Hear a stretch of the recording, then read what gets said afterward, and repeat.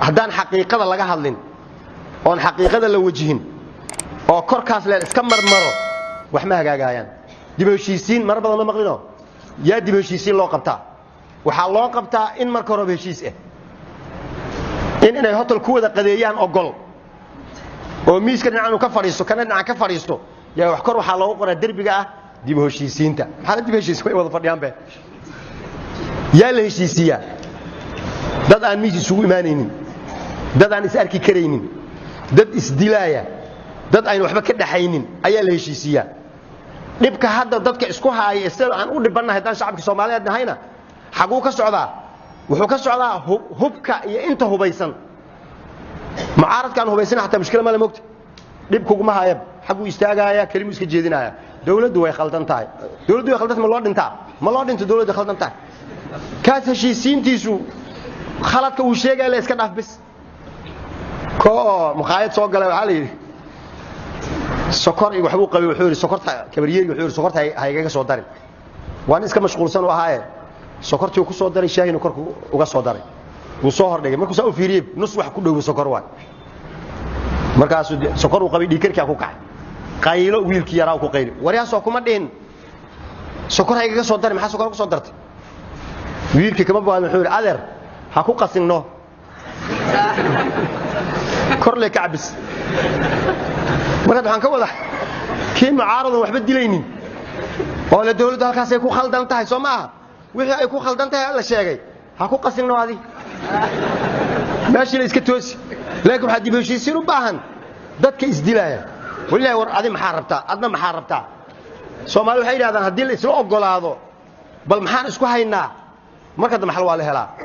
laakiin hadii la taagnaado waan soo afjaraaya 30 sano al soo afjaraay waxna la soo afjarin marka 30 kale ma ku darsanaa marka si la soo afjaro mise halka aan raadinaa war aragna meeshan si xal yahay waxa baabiina waa ummadda Soomaaliyeed waxa dhamaanay waa ummadda Soomaaliyeed gaar ahaan waxa si baabay reer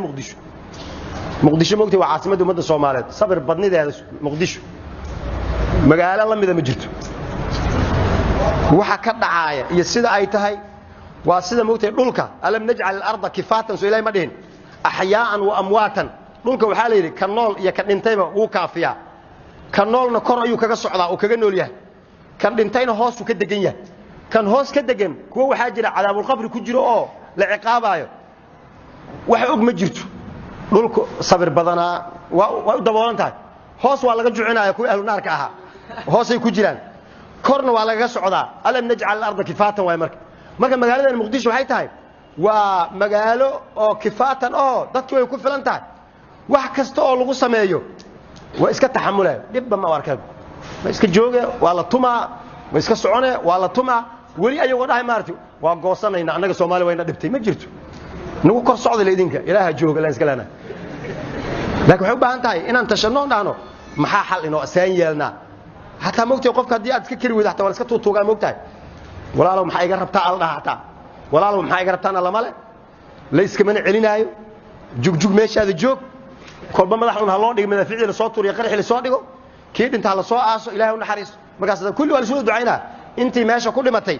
Allah u wada naxariisto kii dilay iyo kii dhintay kulli Allah u wada naxariisto inta noolna Allah wada kulligeen marka Allah wada naxariistaana marka xal ayay inaga rabtaa xalkuna islaamku ku jiraaye islaamkeena iyo diinteena intaan aamino makriga iyo shirqoolada la inoo maleegayo ee la inagu sameeynayo ee danteena aynu ku jirin ee gaado ay sameynayaan iyo inaan sidaan ka baxan aan diyaarka loo ahayna seen la lagu hayo sidii looga bixi lahaa hadayna dad u kicin oo warseen ka yeelna laga tashanin saan baa lagu jiraa